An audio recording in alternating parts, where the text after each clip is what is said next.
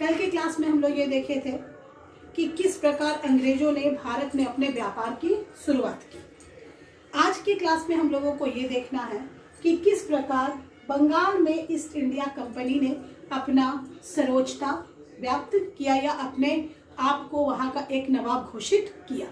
सबसे पहले 1698 ईस्वी में, जबकि शाहजहां जो है वो मुगल बादशाह थे, अंग्रेजों को 12,000 रुपये में सुल्तानाती, कालीकत्ता और गोविंदपुर ये 3 जगहों का जमींदारी दिए।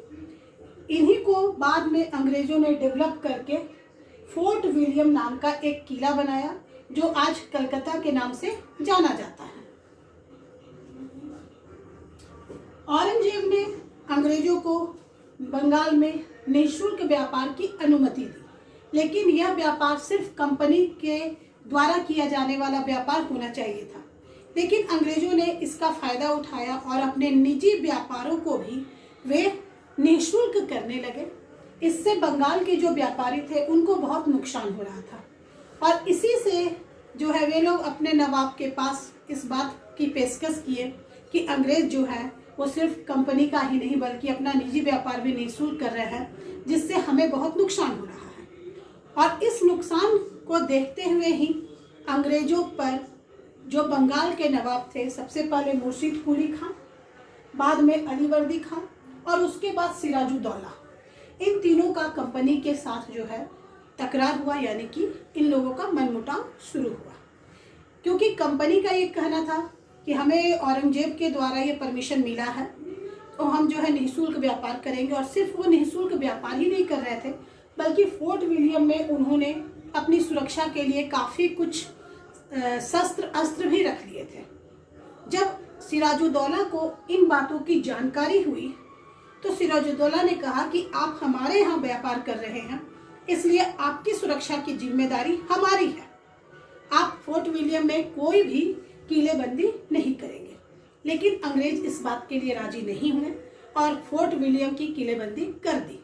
इस बात को लेकर के सिराजुद्दौला को बहुत गुस्सा आया और उन्होंने फोर्ट विलियम पर अटैक करके, आक्रमण करके उसकी किलेबंदी को नष्ट कर दिया और कलकत्ता का जो भार था वो मानिकचंद को देकर वहां से सिराजुद्दौला लौट गया। इस बात की खबर जब मद्रास में पहुंची तो चूंकि मद्रास में अभी तक जो है ईस्ट इंडिया कंपनी फ्रांसीसियों से जीत चुकी थी और उनकी स्थिति मजबूत हो चुकी थी, तो वे लोग वहां से एक जल सेना और एक थल सेना के साथ बंगाल आए। रॉबर्ट क्लाइव ने यहाँ पर जो भी परिस्थितियां थी उनको बहुत अच्छे से समझा और एक बहुत ही षड्यंत्र रचा, जिसमें कि मानिकचंद, मीर जाफर जो कि उस समय सिराजुद्दौला का सेनापति था, उसको भी शामिल किया। कुछ और कलकत्ता के अमीरों को अपने में शामिल किया और इन लोगों ने एक व्यूह रचना की कि सिराजुद्दौला को युद्ध में हरा देना है। सिराजुद्दौला भी अपनी जिद पे अड़ा हुआ था। वो कंपनी को बार बार इस बात से आगाह कर रहा था कि आपको जितनी छूटें मिली हैं आप उसी का निर्वाह कीजिए, और इधर कंपनी जो थी वो उस छूट की आड़ में अपना भी फायदा देखे जा रही थी। अंततः एक लड़ाई हुई जो कि 23 जून 1757 ईस्वी को हुई, जिसे कि हम लोग पलासी का युद्ध कहते हैं। इस युद्ध में सिराजुद्दौला की हार हुई। हार इसलिए हुई क्योंकि मीर जाफर के नेतृत्व में जो सेना थी उसने युद्ध किया ही नहीं, बस एक छोटी सी टुकड़ी ने युद्ध किया और उस छोटी सी टुकड़ी को हराना अंग्रेजों के लिए बहुत ही आसान था। सिराजुद्दौला को मीर जाफर ने यह सलाह भी दिया कि आप युद्ध छोड़कर भाग जाइए, मैं यहाँ पर देख लूंगा। सिराजुद्दौला युद्ध छोड़कर भागे। बाद में उनका पीछा करके उनको मार दिया गया और मीर जाफर जो था उसको अंग्रेजों ने बंगाल का नवाब बनाया। मीर जाफर कुछ देर के लिए अंग्रेजों का कठपुतली बना रहा, लेकिन धीरे धीरे उसे भी ऐसा लगा कि हमारे देश के लोगों के, चूंकि वो वहाँ का नवाब था तो उसके देश के लोगों का ख्याल रखना उसका ही कर्तव्य था। और इसलिए बाद के कुछ समय में मीर जाफर ने कंपनी की बातों को मानने से इनकार करना शुरू किया। यहाँ पर भी मुद्दा फिर वही था कि कंपनी की आड़ में जो कंपनी के अफसर थे वे सभी अपना निजी व्यापार कर रहे थे और बहुत पैसे कमा रहे थे, जिससे भारत के व्यापारियों को नुकसान हो रहा था। जब अंग्रेजों को ऐसा महसूस हुआ कि मीर जाफर अब उनके काम का नहीं है, तो उन्होंने मीर जाफर को हटा करके मीर कासिम को बंगाल का नवाब बना दिया। मीर कासिम एक समझदार व्यक्ति था और वो इस चीज को समझ गया कि कलकत्ता में रह करके वह अंग्रेजों के खिलाफ कोई भी काम नहीं कर सकता, इसलिए उसने सबसे पहले अपनी राजधानी मुर्शिदाबाद से हटा करके मुंगेर ले गई। मुंगेर में उसने अस्त्र शस्त्र का एक कारखाना भी खोला, जहां पर जो है सैनिकों के लिए हथियार बनते थे, क्योंकि मीर कासिम इस बात को बहुत अच्छी तरह से जानता था कि आज नहीं तो कल उसका अंग्रेजों के साथ सामना होना तय है।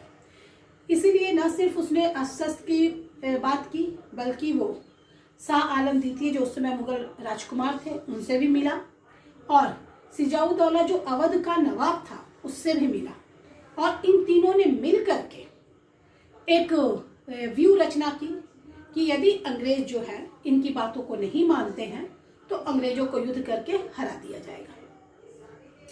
अंग्रेज जो है वो मीर कासिम की बातों को देख रहे थे और उन्हें लग रहा था कि अब मीर कासिम उनके लिए फायदेमंद नहीं है, इसलिए उन्होंने फिर से मीर कासिम को हटा करके मीर जाफर को एक बार फिर से अपना कठपुतली नवाब बना दिया।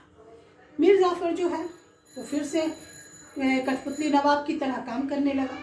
इधर जो है मीर कासिम जो है वो अवध के नवाब और मुगल राजकुमार के साथ मिल करके एक सेना का निर्माण किया और दोनों की लड़ाई अंग्रेजों की, जो कि विक्टर मुनरो के नेतृत्व में लड़ रहे थे, और इन तीनों की सम्मिलित सेना जो है वो बक्सर के युद्ध में आमने सामने आई। बक्सर का युद्ध पूरी तरह से दोनों तरफ से पूरी तैयारियों के साथ लड़ा गया था। इस लड़ाई में शुरुआत में अंग्रेजों को लगा कि वो नहीं जीत पाएंगे और उन्होंने ये कोशिश भी की कि अवध के नवाब को इस लड़ाई से हटा दिया जाए, लेकिन अवध का नवाब इसके लिए रेडी नहीं हुए और अंततः दोनों के बीच युद्ध हुआ और विक्टर मुनरो ने बक्सर के युद्ध में विजय प्राप्त की और इसी के साथ बंगाल का जो भविष्य था वो अंधकार में डूब गया और अब बंगाल पर अंग्रेजों का राज हो गया। बंगाल पर अंग्रेजों का राज हुआ, लेकिन वे यहाँ पर पूरा प्रभार लेने के लिए तैयार नहीं थे और उन्होंने सिर्फ दीवानी का अधिकार लिया और फौजदारी का अधिकार जो है वो बंगाल के नवाब पर ही छोड़ दिया गया। इस तरह बंगाल में जो है द्वैत शासन की शुरुआत हुई और द्वैत शासन के बारे में कहा जाता है कि यह ऐसा काला काल था जिसने बंगाल की समृद्धि को पूर्णतः नष्ट कर दिया। आप लोग जो है इस चैप्टर के इस भाग को 2 से 3 बार रीडिंग कीजिएगा, फिर जहाँ बातें नहीं समझ में आएंगी वो पूछने का भी कोशिश कीजिएगा।